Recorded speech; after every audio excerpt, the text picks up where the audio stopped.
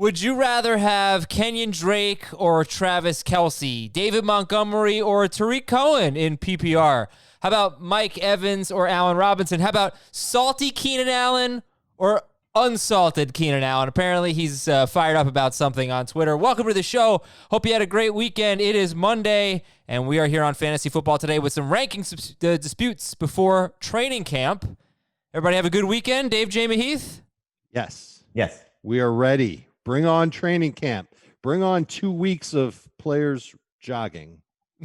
Adam, the start of FFT on CBS Sports HQ is Monday afternoon. Yeah, it's a big day. You want to tell us more about it?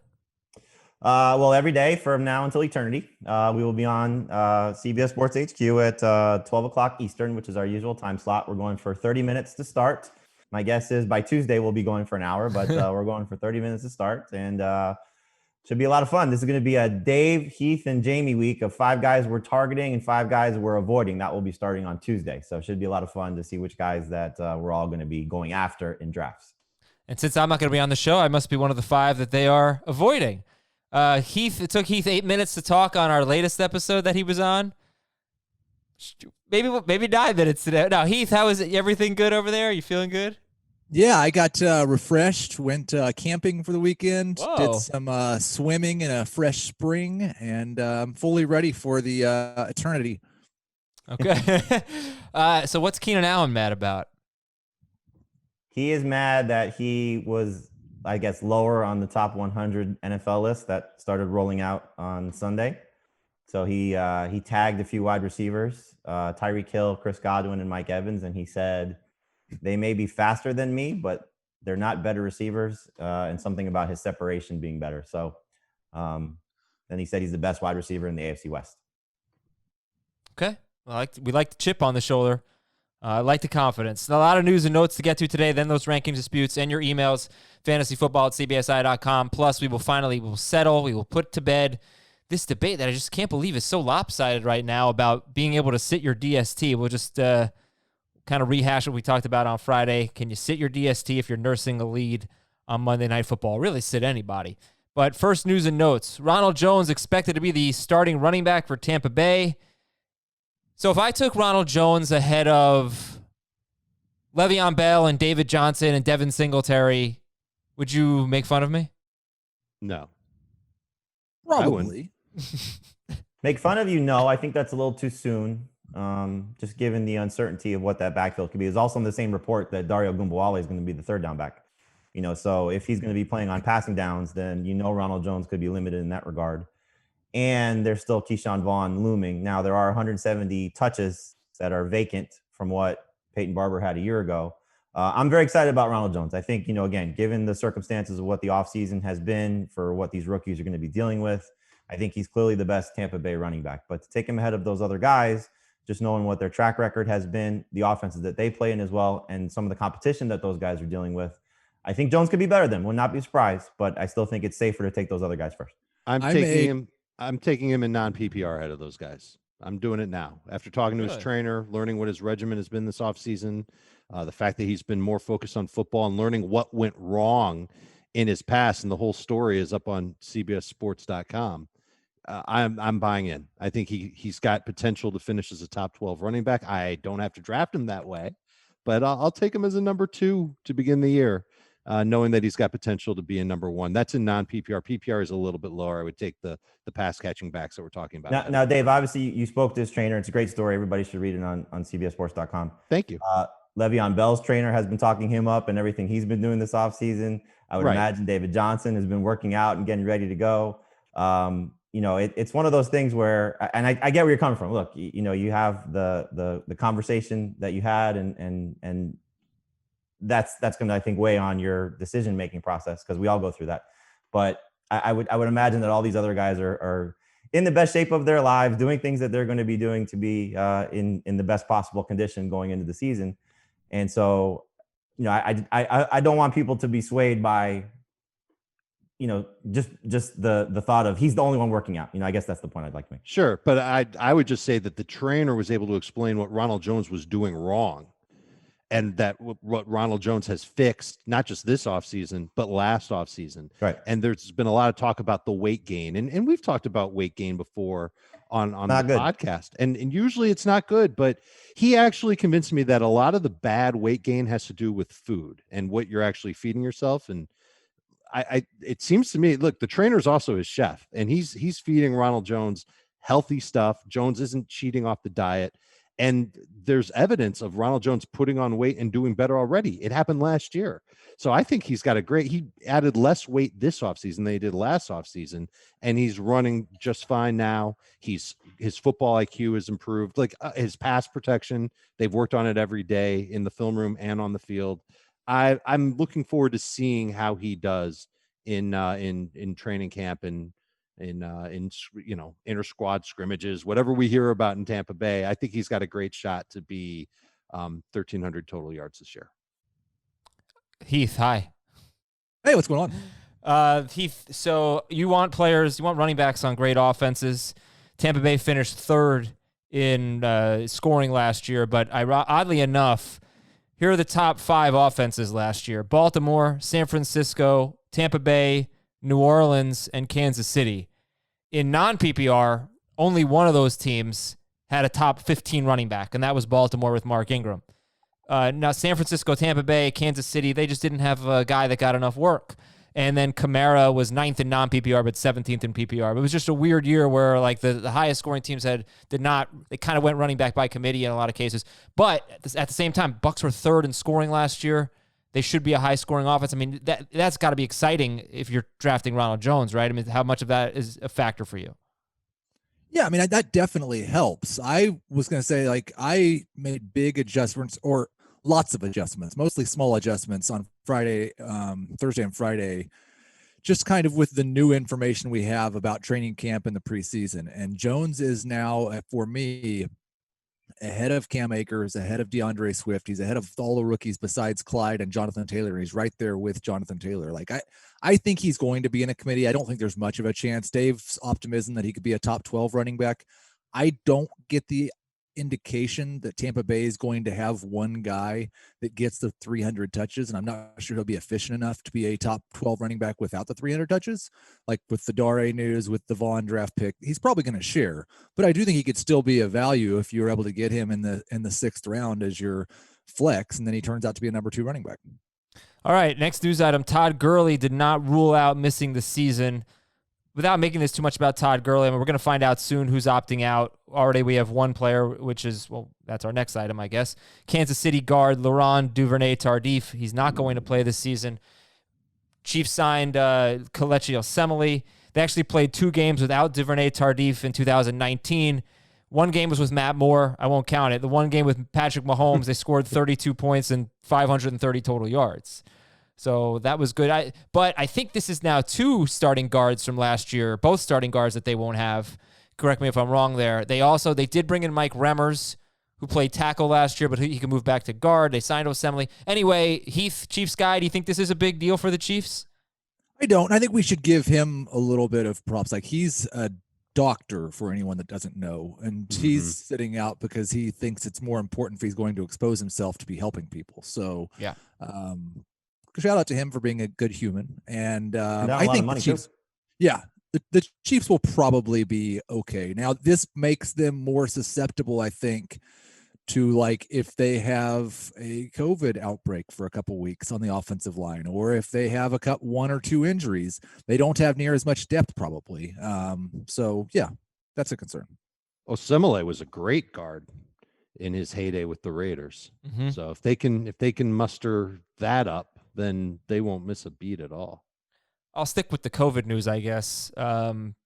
6 players were put on the reserve COVID-19 list. That could be for testing positive or for being exposed to someone who had the virus. They were not big-name players. But we're seeing what's happening with the Marlins right now. I mean, the news just broke right before we went on. I think 9 players or staff have the virus. They canceled their game for Monday. We'll just see what happens. It's been 3 days of baseball, basically, and we've got 1 team with an outbreak, and the Reds had like 4 players. So, it's a little scary. And, it's hopefully they can contain this and we can learn how to deal with these little outbreaks as they pop up. The Seahawks acquired Jamal Adams and a 4th-round pick from the Jets for safety Bradley McDougald, 2 first-round picks and a 3rd-round pick. Jamie, we want, I think for Russell Wilson, we want the Seahawks to have a bad defense. They were 22nd in scoring defense, 26 in total yards last year. This almost certainly means no Clowney, but they do get Jamal Adams. Does this have any fantasy impact? I don't think so too much. I mean, you mentioned Clowney. Their pass rush could be absolutely abysmal. Their secondary looks great on paper right now, but they're going to be in coverage for probably an extra 4 or 5 seconds, given how this pass rush could be. So I wouldn't necessarily, alter my view of the Seahawks, but I would put this on the back burner of your mind in case they do decide to be aggressive in bringing another wide receiver. Josh Gordon probably makes the most sense, just given what the parties are, sort of dealing with right now. Gordon's still in Seattle. Seattle seemingly still wanting another wide receiver. But Antonio Brown going back on his retirement, no shock there. That's still a possibility because they're clearly going all in, knowing what they've just given up. They're trying to win now. And Russell Wilson, congratulations to you on your birth of your child. Naming it win is fun. So I think, the Adams trade, giving up the draft picks, they're going for it. And hopefully that means they're going to allow Russell to play a little bit more open and free, leaning on your best player. Quickly, Adam, I also think this helps their defense in terms of covering tight ends. They allowed the second most fantasy points per game to tight ends last year. A lot of it was yardage. It wasn't touchdowns. Adams can start to try and take away Kittle, Higbee, Dan Arnold / Max Williams, and everybody else that they play. Okay, Heath, I'm going to give you the rest of the news items. You give me a quick reaction. Here we go. The Dolphins traded for Adam Shaheen. Too bad Ben's not on. Make a Mike Gesicki joke. Tua Tagovailoa is ready to play. That's exciting. Yeah, Alex Smith has been cleared to play. He can. By the way, though, on Tua, it makes me nervous about the Dolphins receivers because I don't think he's going to be good for them like Fitzpatrick will be good for them. Alex Smith has been cleared to play. I'd love to see him back. And Heath, Dalvin Cook's agent said that Cook did not say he was going to report for camp. Mike Zimmer said that, he spoke to Cook. Apparently it was through the running backs coach, and he was going to report to camp. But now his agent's like, nope, not true. What do you think? I think, if he's not there at camp, we have to take this seriously. I've speculated before, and I think it's been reported by others that actually know things, that this new CBA makes it much more difficult for players to hold out and to skip time. But we've seen running backs do things that were not necessarily in their best financial interest or their best career interest. And so if he's not there at the start of camp, we have to take this seriously. We are going to have an auction that we're going to air. It's going to be next Tuesday night or Tuesday afternoon, and it will be on Twitch. So we're going to have the visuals for you. We're going to do it on Twitch, and then if you miss that, you can hear that as an episode on this podcast that'll air on Wednesday. But that's next week. So there's no Twitch this week, but next Tuesday, CBS experts, industry guests like Yahoo's Liz Loza. It's going to be next week, August 4th at 3 p.m. on Twitch. We'll keep promoting it, but follow along as we'll do an auction. It's going to be awesome. And we're back on HQ, as Jamie mentioned, noon to 12:30 p.m. Eastern every day going forward forever. CBS Sports HQ app. Download that, the CBS Sports HQ app, or go to cbssportshq.com. We got a special guest coming on Friday's episode. We have Ross Tucker coming on, so we're looking forward to that. I also emailed DeMarco Murray because I wanted to find out, since he was part of that 2011 rookie class, and they're the ones that didn't have an off season because of the lockout. So I tried to reach out to him, see if he'd come on the show or just respond to my email. So far, I haven't heard back from DeMarco Murray, but we're working on it. We'll see. I just love that you have DeMarco Murray's email address. No, I think I'm pretty sure he's the running backs coach for Oklahoma. So it's like public. I just Google. I went on Twitter to find him, and then there's like a link to his website, and there's his email there. So I'm trying to get DeMarco Murray to talk about that, what it was like not to have an off season. I'm working on it, people. I'm working on it. I was going to do the Twitter poll now, but let's get to the rankings disputes, the crux of the show. Here we go. First ranking dispute, Kenyan Drake versus Travis Kelce. I used your PPR rankings here. Let's see. So Heath, it has Kelce higher. Dave and Jamie have Drake higher. And I've always mentioned that Travis Kelce, 3 years in a row, he's performed like a top 12 wide receiver. But in PPR, he's been a top 12 running back 3 years in a row as well. In non-PPR, he hasn't been. But in PPR, Kelsey's been a top 12 running back and wide receiver 3 years in a row. That's amazing. So, Heath, since you are the highest on Kelce, you're above Kenyan Drake in your rankings, PPR, why don't you kick it off? A couple of things. One, I think if you look at what Kelsey's done over the last 3 or 4 years, having him compared to the league's average tight end is basically like having an extra half a flex. He outscores the average player at the position by about 5 or 6 points per game. He's done it for 4 years in a row. And this kind of, for me, goes back to you can't win your league in the first round, but you can go a long ways towards losing it. I feel much more secure in what I'm going to get from Travis Kelce and that he is going to justify a late first, early second round cost than I do with Kenyan Drake, despite the fact that I do agree that Kenyan Drake has top 5 running back upside this year. Go for it, fellas. I understand Heath's perspective completely, and I think if you're trying to play it safe in round 1, Kelsey works. But I know that running backs are the thinnest position in fantasy, and tight end isn't quite as thin as it's been in the past. And I'm not going to get another Travis Kelce, or at least I don't think I'm going to get another Travis Kelce in rounds 2 through 17. He's a unicorn. He's one of a kind, and I still have to veer toward the running back. I have to start 2 of them. I know that by the time I get to round 6, I'm going to puke when I look at the names of running backs that are available in my draft. And Drake in his 8 games with Arizona scored more fantasy PPR points per game than Kelsey did last year. And it wasn't even close. He was in the 19 point per game range and Kelsey was in the 15 point per game range. So I'm going to take a chance on a running back who should be the every downs guy for Arizona. It's an offense that's taking a step forward. He's going to catch a decent amount of passes. He'll get a lot of big plays. He'll have a lot of smash weeks, just like he did last year. And Drake's going to be my pick. I want to cover that running back position, and I'm not stressing over tight end like I might have last year. What's the ADP for both, Adam? I'm sorry. Okay. Kenyan Drake is going 10th, and Travis Kelce 21st. But in our drafts, he goes closer to 10th. I'm almost certainly the way that I'm drafting this year is if I'm picking toward the back end of the first round, pretty much 8 on, I'm almost certainly trying to go running back. There's going to be a lot of different circumstances, 3 receivers, PPR, especially depending on the receivers that fall early in round 2, which could be Tarik Cohen or Julio Jones, where I will consider taking one of those guys because they're awesome. And Kelsey falls into that category.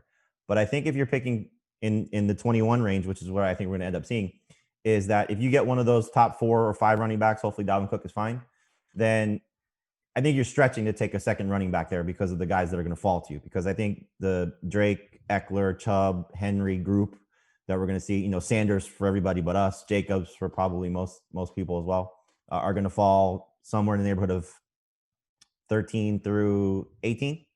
I think that's kind of where they'll live. But I think that's the range that I'm looking for. Kelsey is probably 15 on, whereas I think Heath and Dave hit on this as well. Kelsey is the floor play, which also has a good ceiling. Drake is the ceiling play, which also has a good floor. I think, clearly the safety factor is with Kelsey. His upside is great. But if Drake hits at his position, you're going to feel a lot better about that. Okay. I just want to follow up with something Dave said, that you're going to puke when you get to the round 6 or later running backs. But that's where Ronald Jones is. Well, yeah, that's right now where Ronald Jones is. I'm ready to take him in round 5 now. Okay, so Damian Williams, J.K. Dobbins, James White, Darius Geis, Keyshawn Vaughn, Tarik Cohen, Marlon Mack, Dolphins guys, Tevin Coleman, Kerryon Johnson, Philip Lindsay. Whoa. Really? I mean, compared to guys like Kenyan Yeah. Drake and everybody else that you'll take in Well, rounds but I'm 1 not and 2, comparing them to yeah. round 1. I'm just like, because you could get Travis Kelce. You know. Yes, you can find a running back in round 6. You can find a running back in round 15. It doesn't mean that they're going to be good or as productive as the running I backs. just that you're named gonna some find starting early. running backs, though. The I mean, tight ends that you can find in round 6 are still going to be good for your fantasy squad. All right. They I guess won't the be question Kelce becomes: good. do you want Kelsey and Phillip Lindsay, or do you want Kenyan Right. Drake and Darren Waller? Right. I would much rather have Drake and Waller. Well, I don't think no, not taking Lindsay. Kelsey means you have to wait until round 6 to take a starting running back. That's true too. Yeah, Right, but if you're just Lindsay's looking at the Lindsay's draft picks that you're spending on each of those positions. Lindsay's way back. Lindsay's like round 10. It would be like I don't know. That's the last name I heard. It would be like Marlon Mack, or maybe Damian Okay. Williams, but Marlon Mack or better one. So Tarik Cohen, Ronald Jones, Tarik Cohen, Kareem Hunt, Travis Kelce and Ronald Jones, or Kenyan Drake and Darren Waller. I'm taking Drake and Waller. Of course, I'm going to probably end up getting Drake and then Jones and then Waller if I go that route. Okay, everybody. I think up Jones our is own worth a pick scenarios. before round 6. Go ahead, Jamie. So what would you do? Would you do Drake and Waller or Kelce and Jones? I would take Drake and Waller. All right, Heath. I think I'd take Kelsey and Jones. I was trying to pull up and see if I had a bigger difference between who I had I've got a 75-point difference between Kelsey and Waller. And it's almost exactly the same between Drake and Jones. Perfect. That's love the way that works out. All right, next debate. Mike Evans versus Allen Robinson. Robinson got 154 targets last season. He was the 11th wide receiver in non-PPR, 8th best in PPR. Evans, on a per-game basis, was top 5 in both formats, but he missed 3 games, and he barely played in another one, but I'm still counting that one. Mike Evans or Allen Robinson, and Dave is higher on Evans. Jamie and Heath are higher on Allen Robinson, and they are back-to-back in ADP right now since July 1st. 29th, 30th overall, wide receivers 8 and 9. Jamie, I'll give you the first word. You have Robinson higher than Mike Evans. Again, PPR. I think Robinson's got a chance to lead the NFL in receptions if things go right for him with better quarterback play. And I'm hoping that, sorry, Heath, but I'm hoping Nick Foles is better than Mitchell Trubisky. The receiving core didn't necessarily enhance itself to the degree that I think it's going to be that much better. Whereas the Bucks did, they bring in Rob Gronkowski. So I look at this opportunity for Robinson. When he's been healthy, he's been good. He's never really had great quarterback play. And I don't think Nick Foles changes that. But I just think that the touchdowns could come down for Mike Evans enough that it's close, and the receptions should be decidedly in Robinson's favor. The yards will be the thing that sways it. But again, I think if Evans doesn't necessarily have the 1,400 type of season that he could, and they're both in the 1,200 yard range, which I think is possible, then Robinson should be better than him in PPR. So I'll take my chances on the catches in that regard. I think that it's a fantasy points per game play. Last year, Evans had more than 2 fantasy points per game per week than Allen Robinson. The year before that, it was closer to 6 per game. And now Tom Brady's the quarterback. And I'm not expecting Tom Brady to turn Mike Evans into Randy Moss. But I think Mike Evans is still going to get his fair share of numbers. And he's not going to catch as many passes as Robinson. And we can talk all day long about how great Robinson is considering the quarterbacks that he's catching passes from. But he doesn't get a ton of touchdowns. I think Evans will outscore him there. And I think Evans will get a little bit more yardage wise. And there's more downside, I think. I think Robinson's a fine floor play, but even his floor is lower than Mike Evans' floor. And I think Mike Evans' ceiling is higher than Allen Robinson's ceiling. So I'm going to take the guy who seems a little bit safer and has more upside versus a wide receiver who is good. I'd love to have Allen Robinson on my team, but I'm going to take Evans ahead of him, man. This is one of those weird things where people that don't play fantasy football look at us crazy because we say Jameis Winston being replaced by Tom Brady is worse for his wide receiver, Mike Evans, because I don't think they're going to throw the ball as much, maybe not even near as much as they did last year. They won't have the pick sixes to come back from. They're going to be ahead in more games. They're still going to throw it more than league average. Bruce Arians is still in charge, but they won't throw it as much as they did last year. The targets are going to come down on a per game basis for Evans. And I anticipate that Brady is going to lean on those little passes to the tight end, to the running back. And then he'll take some shots, more shots than he did in New England, but not near as many as Jameis Winston did. So I'm worried about Evans' total targets. And whether it's Nick Foles being better than Mitchell Trubisky or Mitchell Trubisky being better than he was last year, the quarterback play will be better this year than it was last year for Robinson. So all that being said, I like Robinson better in PPR. In non-PPR, I would still take Mike Evans. I agree. Same. Okay. Let's go to our next debate. Ben Roethlisberger versus Jared Goff. And I guess I have to debate this because you all have Roethlisberger ahead of Goff. I'm just going to make the case. I think it's really against Roethlisberger. I can make a good case for Jared Goff as well. But the case against Roethlisberger is that he really, I don't think he's really had one very good game without Antonio Brown since Antonio Brown busted out. And he's barely missed time, Antonio Brown. But I was specifically looking at 2017 and 18, and it was 3 games. Roethlisberger scored 22, 21, and 15 points. And then week 1 of 2019, he didn't throw a touchdown. So it's an extremely small sample, and I acknowledge that. But it's not good without Antonio Brown. And actually, I was most surprised that Dave, since you're so low on Juju, I was mostly surprised that you had Roethlisberger ahead of Goff. But I mentioned Goff's touchdown rate, super low last year at 3.5. If you gave him a 5.7 touchdown rate, which he had the year before, and it was 5.9 the year before that, 5.7 touchdown rate, you're talking 35 or 36 touchdowns based on his pass attempts, which will come down. You're talking about a top 5 quarterback. He was the number 2 quarterback, I'm pretty sure, before Cooper Kupp's injury 2 seasons ago. So I was surprised that you guys had Roethlisberger ahead of Goff. Dave, you in particular.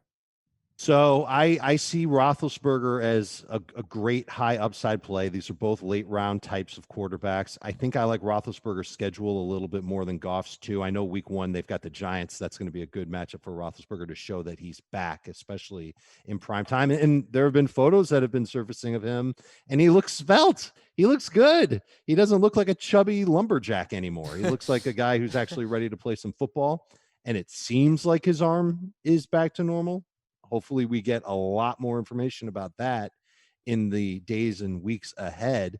And I would just rather spend the pick on Roethlisberger, knowing that his receiving core is, I know it's not as established as Jared Goff's receiving core, but I think it's deep. I think he's got a lot of interesting weapons there. It's one of the reasons why I can't go crazy about Juju. Deontay Johnson's a guy I like. We all can't stand Eric Ebron. He's going to have a couple of big weeks during the year. I think Chase Claypool might only learn 4 routes, but he could make an impact on those routes. James Washington is still there, and guys can catch passes out of the backfield. And here's a key. The offensive line in Pittsburgh is way better than the offensive line in LA.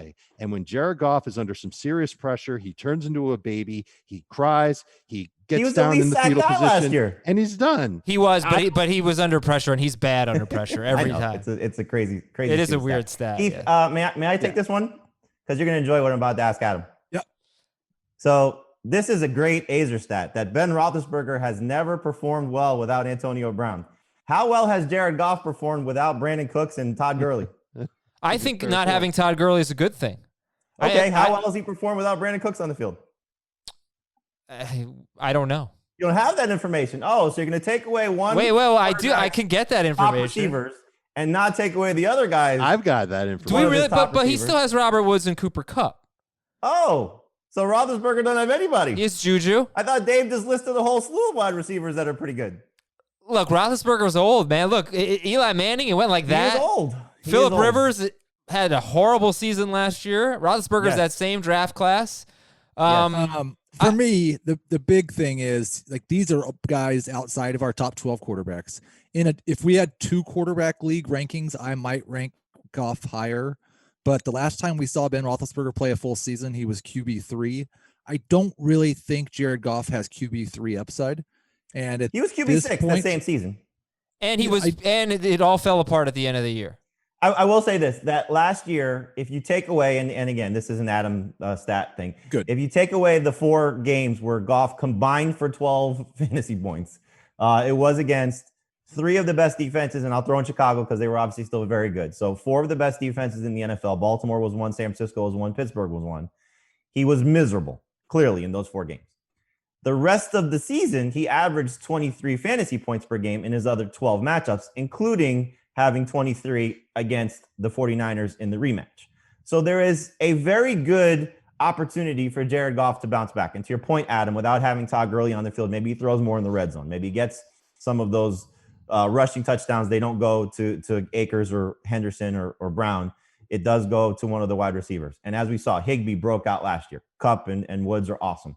So this could just be a personal preference. As Heath said, these are guys that are not ranked as top 12 guys. If you feel safer with Jared Goff, like in our magazine, I believe it is, next edition of our magazine, Chris Towers, I think this was the draft. He took Cam Newton and Jared Goff. And I asked him about that in the questionnaire that I post to everybody. And I said, do you feel comfortable with these 2 quarterbacks? And I think this is the perfect scenario that you want to do if you're going to swing for the fences on a quarterback like Cam, who could have a top 5 bounce back season if things go right, is you take a guy with a good floor. And Goff probably has a safer floor than Roethlisberger because of his age, because coming off of an elbow injury in an offseason that he does not have probably the same rehab. And he looks fine, like Dave said, and the video looks great, and his physical appearance looks great, but may not have the same rehab with the team because he wasn't allowed in the facility, all those things. So he may be safer, Goff, over Roethlisberger. But like he said, I don't know if Goff has the same ceiling. So we'll see. And Steelers defense, much better than it was last time. Yeah, that's another thing. Field, so much better. That thing factors in. Rams defense may be worse because no Wade Phillips there and some changeover. So if you want to go Goff over Roethlisberger, I'm totally fine with that. They're almost back-to-back for me in my rankings. But I do think that Roethlisberger's ceiling is a little bit higher. That's why I would take him. Well, I can tell you, late round picks, so you shouldn't care about your floor here when you're in round 13 plus. I can tell you that I do know how well Jared Goff did in 2 games without Brandon Cooks, Jamie. Combined 7 fantasy points. There you go. There's also the game before that where Cooks had a 0 and Goff had 26. Yeah, it's all matchups. That was the game before it was all matchups. It's more matchup than anything else. Well, so was Roethlisberger's. It was like a Patriots defense, a Ravens defense. Like it was the same thing. Oh, without Antonio Brown? Yeah. All right. Let's take away Antonio Brown, his track record without AB is not great. Jared Goff. I didn't hear that. Okay, we're gonna take a break. We're gonna take a break here, and when we come back, Chris Carson versus the elite quarterbacks, and which Bears running back is better in PPR. We'll be right back. Many others, you're talking more like 20th overall, but Chris Carson might be the best running back on the board. So, Chris Carson or Patrick Mahomes? Dave and Heath have Carson ahead of the quarterbacks. Jamie, you would take Mahomes and Lamar before Chris Carson. Carson is sort of at the bridge for me with the running back position of where it starts to get a little bit murky. And I certainly understand if he hits and he's right, he's going to be good. But I think I'm going to start to be out on a lot of these guys coming back from lower leg injuries or leg injuries, excuse me, with Carson coming back from the hip injury, kind of similar to what I said about Roethlisberger previously. Like I'm just concerned in certain cases, and it's very case specific. Like Jarvis Landry, for example, same situation coming off of a hip injury. I'm just a little bit worried about what the long-term impact could be, especially for Carson. He didn't have surgery. So hopefully his bone is healed, but this is now 2 of 3 seasons where he hasn't been able to finish the year. I know the Carlos Hyde signing is more about Rashad Penny than it is about Carson, but I would not be surprised if they do give Hyde enough work that it just impacts Carson in some negative way. So he's still a very good number 2 running back, but the way that I'm going to draft is I'm going to most likely take, like I said, 2 running backs with my first 2 picks in the range where I would take a quarterback. So I'm probably going to be out on Carson. And if I'm sitting there staring at Mahomes or Lamar Jackson in round 3, that's an easy choice for me, just given what the upside of those 2 players will be and also what their floor is. So it's more about how I'm drafting and where Carson I think is going to end up going. So I'm probably most likely out on Carson a lot. It could be a big mistake because I hope he's going to be great, but I just think that the offense is trending in a different direction and there are some capable mouths to feed there that could impact Carson in a negative way. Heath? Matt Ryan, Aaron Rodgers, Tom Brady, Drew Brees, Ben Roethlisberger, Matthew Stafford, and Cam Newton. Oh, Jared Goff too. None of those quarterbacks are in my top 8. Every draft, multiple quarterbacks from that group are going to be available in the double-digit rounds. And so I'm just probably not going to get either of the elite quarterbacks because I'm probably going to take a couple of those guys later in the draft. And it sounds so stupid.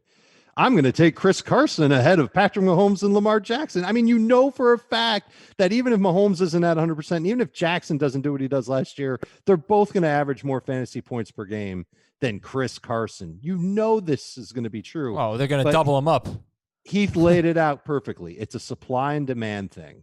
And if listen, it's different if I'm in a 10-team PPR league and maybe it's 6 points for passing touchdown, and I know that running backs are going to be available later and later, then yeah, I think I can probably splurge on a quarterback in that type of a format. But I want to get those running back positions filled. Carson has given me 1,400 total yards and 9 touchdowns each of the past 2 seasons. All they did was add Carlos Hyde. If I want to handcuff Carlos Hyde as an insurance policy to Chris Carson, I can do it with a late pick because nobody's looking for Carlos Hyde on draft day. It's the only reason. It's the only good reason for taking Carson ahead of one of these elite quarterbacks. Okay. I'm not sure it's a great reason, though, because he's got I'm talking PPR here. Sure. He almost averaged 15 PPR points per game last year. Well, it's just that we always talk about how Russell Wilson might throw the ball more, and he's got Metcalf and Locke. He's got his best tandem of wide receivers. They brought in Philip Dorsett. They might sign Josh Gordon. Their defense, Greg Olsen, they brought in. Sure. It doesn't seem like we ever knock Chris Carson for this. And if they do start throwing the ball more, that's going to be really bad for Carson. Who's their best pass catching running back on the roster? He doesn't throw to his running backs. It's Chris Carson. He's not going to catch 50. Might end up seeing a career high in catches this year because of it. Well, he just had a career high in catches and he missed some time. And so, right. It's certainly a fair point. 37 catches is career high. So I think Chris Carson's a very good back. For me, it's like, again, it's the way I'm going to most likely draft. I'm not going to probably go 3 running backs in a row when I've taken 2 that I'm very happy with. And then one of those 2 quarterbacks are staring me in the face. Plus those other receivers that are going to be there in round 3. So again, I have no problem if somebody wants to take Carson in the 3rd round. I think, again, he's one of the better number 2 running backs. And, I don't want to lump him in with the older guys, quote unquote, older guys of Melvin Gordon and Todd Gurley, they're not even old, just the retread guys, because he's on the same offense. But again, I'm concerned a little bit about what the health could be, because really haven't heard anything aside from Mr. Optimism saying that he's expected to be fine. And Pete Carroll's going to say that for the most part about everybody that's not named Rashad Penny. So, the Carlos Hyde signing is a little bit of a red flag, small one, but it's a little bit of one. And we'll see how that goes, because it's not like they're just throwing a young running back in there. They're taking a guy coming off a 1,000-yard season that's a capable veteran. It's the Le'Veon Bell, Frank Gore scenario to a certain extent. Outside of Gore played with Adam Gase, and so there's a relationship there. Carlos Hyde doesn't do things wrong. He's just not an elite level talent. So Carson fumbles, or Carson misses a block, or Carson does something incorrect. There's a guy that's capable of doing something right sitting there on the bench. And just to go back to what Adam said about like Seattle throwing more, I do think if that happens, Chris Carson plays 16 games, he probably joins the 50 catch group. All right. That's a great group of top 12 running backs. Fair point. Tarik Cohen versus David Montgomery in PPR. Heath has Cohen higher, 1 spot ahead of Montgomery. I brought this one up, though, even though they're back-to-back. Dave and Jamie have Montgomery well ahead, at least 6 spots ahead of Tarik Cohen. So, Heath, you at least think it's a debate. Again, you have Cohen 1 spot ahead of David Montgomery. I can give this stat a little bit later. I just thought it was kind of a fun stat. But go ahead. Why don't you kick off the debate of Cohen versus Montgomery specifically in PPR? It's not and I'm assuming Heath in half PPR, it's easily Montgomery for you too. It is. And this is PPR. one of the problems when we do these rankings. I've got them separated by 1.5 points in full PPR projections for an entire season. So I do think I'm pretty optimistic about Montgomery being better than he was last year, but most of the reasons that I'm optimistic about that are also good for Tarik Cohen. His efficiency was even worse than Montgomery's, and with Cohen, we actually have a track record of 2 years before that shows that he's actually a very good running back, and he's much more likely to regress in a positive manner than what we saw from Montgomery last year, just because we have the track record from Cohen. I think Taylor Gabriel leaving, while it's going to help Anthony Miller, will also help Tarik Cohen, who lines up in the slot a lot and will run a lot of those bubble screen type plays, maybe get him a few more big plays down the field. And so I like both these guys. I really wouldn't be too upset if I started with wide receivers and Travis Kelce early in the draft to have these two guys as my starting running backs. I think they're both going to be borderline starters in PPR. I've got Montgomery ranked higher, but I'd rather get Cohen at his ADP, which is going to be a little bit later in PPR, than Montgomery at his, because if Montgomery can't get going, and look, he barely had more PPR fantasy points per game than Cohen last year, and Cohen played half the snaps last year. But if he can't get going, the Bears are going to have to make a move at running back. And I think just the smartest thing for them to do is just say, all right, we're just going to throw the ball a lot, and Cohen, we're going to get him the ball in space. But I'm not sure that that's going to happen. What if Montgomery does bounce back? And Montgomery seems to be a real sure bet for short yardage and goal line compared to Cohen. So I'm going to take the second-year running back who doesn't catch nearly as many passes, but could get 35 catches and did better in PPR on a per-game basis last year than Cohen did. I think if you are rooting for Tarik Cohen, you want Nick Foles to be the starter because he won't run as much as Trubisky will. So that'll help with some of those dump-off passes. This is almost, for me, floor versus ceiling and a – depending on how you build your roster type of move. Because I think if, like he said, if you need, I think a little bit more of a guarantee, you want to take Tarik Cohen. If you want to swing for the fences play, I think it's more Montgomery, which is why I have him ranked higher than in that format and certainly higher in non-PPR. I think if both guys stay healthy, the touches will favor Montgomery. I think Dave is right. The touchdown should favor Montgomery. Receptions is not going to be close because Tarik Cohen should definitely, as he said, help fill the Taylor Gabriel role, help play a variety of roles, can play in tandem with Montgomery as well. So again, I think if you need a safer play to sort of solidify your starting lineup, whether it's one of your top running backs or flex, it's probably better to go Cohen in PPR. But if Montgomery hits, you're going to be thrilled about where you're getting him in that round 6 range. So I think that's the play that I would make. Well, that's the last thing I wanted to say. There's no doubt based on current NFC ADP who the better value is. Here, there is no way there should be. Currently, David Montgomery is a round 4 pick, 47.9, I think, over the last 2 weeks, over the last month. Tarik Cohen at the end of round 8.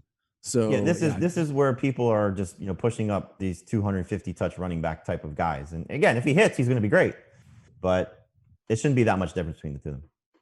I tried to do some math.